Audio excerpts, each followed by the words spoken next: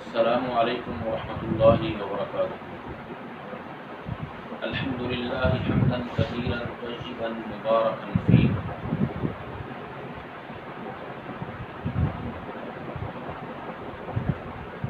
فاعلم انہ لا الہ الا اللہ، وقال النبی صلی اللہ علیہ وآلہ وسلم من مات وهو يعلم انہ لا الہ الا اللہ دخل الجنہ۔ ناظرین کرام، آج کی ہماری گفتگو کا عنوان ہے عقیدہ توحید کی فضیلت۔ پچھلے سبق میں ہم نے توحید کی 3 اقسام کا تذکرہ کیا تھا۔ توحید اتنا بنیادی عمل ہے کہ تمام انبیاء کی دعوت کا مشترکہ جو خلاصہ ہے وہ عقیدہ توحید ہے۔ اگر قرآن مجید کا مطالعہ کیا جائے، اللہ تعالیٰ نے بالکل واضح انداز میں ارشاد فرمایا ہے وَمَا أَرْسَلْنَا مِن قَبْلِكَ مِن رَسُولٍ إِلَّا نُوحِي إِلَيْهِ أَنَّهُ لَا إِلَهَ إِلَّا أَنَا فَاعْبُدُونِ۔ اللہ تعالیٰ نے جتنے بھی رسول بھیجے ہیں ان کی دعوت کی جو بنیاد ہے وہ عقیدہ توحید ہے۔ عقیدہ توحید کتنی بنیادی چیز ہے، سیدنا عبداللہ ابن عباس رضی اللہ تعالی عنہ بیان فرماتے ہیں بعث رسول اللہ صلی اللہ علیہ وسلم معاذا الی الجمن، کہ رسول اللہ صلی اللہ علیہ وسلم نے سیدنا معاذ بن جبل رضی اللہ تعالی عنہ کو یمن میں مبلغ بنا کر بھیجا۔ تو آپ نے سیدنا معاذ رضی اللہ تعالی عنہ کو کچھ نصیحتیں فرمائی۔ پہلی بات جو ارشاد فرمائی وہ یہی تھی ادعوہم الی شہادت اللہ الہ الا اللہ وانی رسول اللہ، کہ سب سے پہلے انہیں اس بات کی دعوت دینی ہے کہ اللہ کے علاوہ کوئی الہ نہیں ہے، یعنی سب سے پہلے اس بات کی دعوت دینی ہے وہ عقیدہ توحید ہے اور عقیدہ رسالت ہے۔ کائنات کے امام فرماتے ہیں فَإِنْهُمْ أَطَاعُوا لِذَلِكَ فَعَلَمْ أَنَّ اللَّهَ قَدِ افْتَرَضَ عَلَيْهِمْ 5 صلوات فِي كُلِّ يَوْمٍ وَلَيْلَةٍ۔ اس کے بعد نماز کی بات کرنی ہے، پھر اگر وہ نمازی بن جائیں انہیں زکوٰۃ کا حکم دینا ہے۔ تو معلوم یہ ہوتا ہے کہ دین اسلام کی جو بنیاد ہے وہ عقیدہ توحید ہے۔ اگر عقیدہ توحید نہیں ہے تو پھر کچھ بھی نہیں ہے۔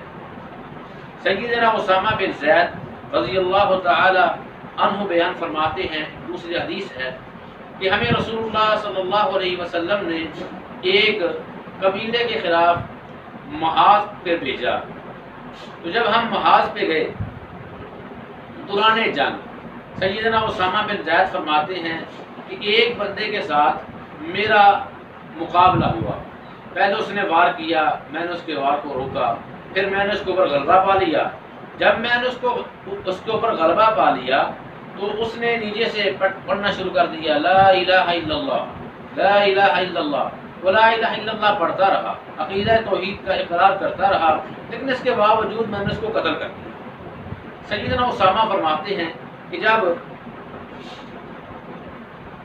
محاذ ختم ہوا، غزوہ ختم ہوا، ہم واپس رسول اللہ صلی اللہ علیہ وسلم کے پاس حاضر ہوئے تو ہم نے وہ قصہ، وہ واقعہ رسول کریم صلی اللہ علیہ وآلہ وسلم کے سامنے پیش فرمایا۔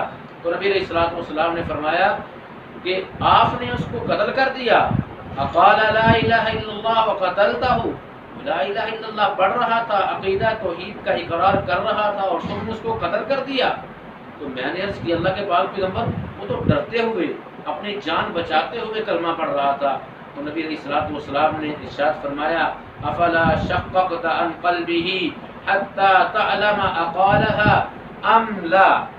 سیدنا رسول کریم علیہ الصلوۃ والسلام نے فرمایا اے اسامہ، کیا تم نے اس کے دل کو چیر کے دیکھا ہے کہ وہ دل سے کلمہ پڑھ رہا ہے یا پھر اپنی جان کو بچانے کے لیے کلمہ پڑھ رہا ہے؟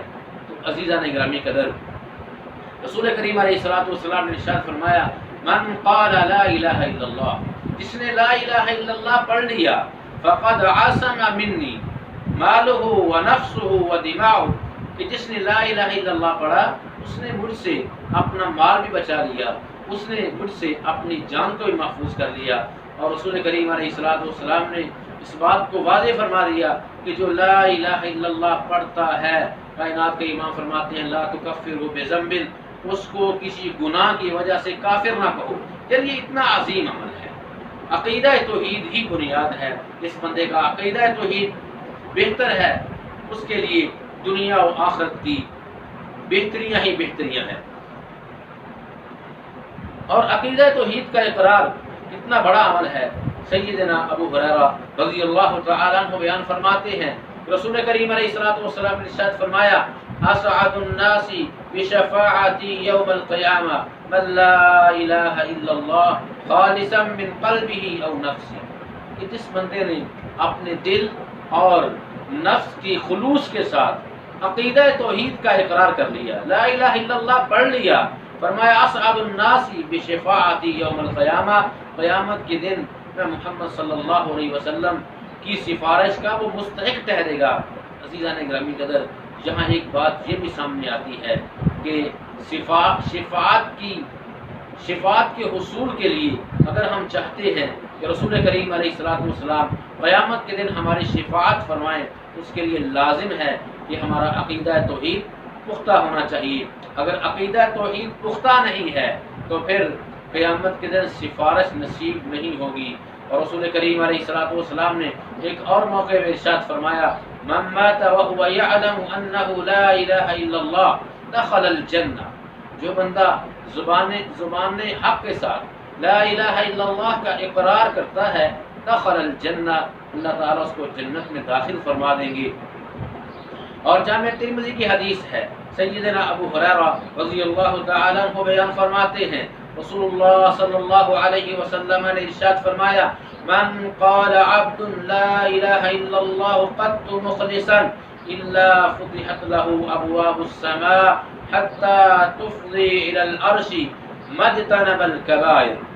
کائنات کے امام فرماتے ہیں کہ جس بندے نے خلوص دل کے ساتھ لا الہ الا اللہ پڑھا، اللہ تعالیٰ اس کے لیے آسمان کے دروازوں کو کھول دیتے ہیں، اور پھر یہاں تک کہ وہ بندہ کبائر سے بچتا رہتا ہے، بڑے بڑے گناہوں سے اجتناب کرتا رہتا ہے، اللہ تعالیٰ اس بندے کے اوپر اپنی رحمتوں کا نزول فرماتے رہتے ہیں۔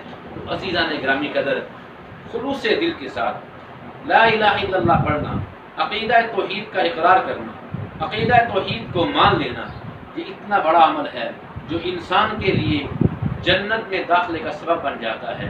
مال کی ارض و سما سے گزارش ہے اللہ کا الحاکمین ہمیں صحیح معنوں میں عقیدہ توحید نصیب فرما دیں۔ جب تک ہم زندہ رہیں عقیدہ توحید پر رہیں، ہماری موت آئے عقیدہ توحید پر آئے، جب ہم دنیا سے جائیں ہماری زبانوں پہ آخری کلمہ لا الہ الا اللہ ہو۔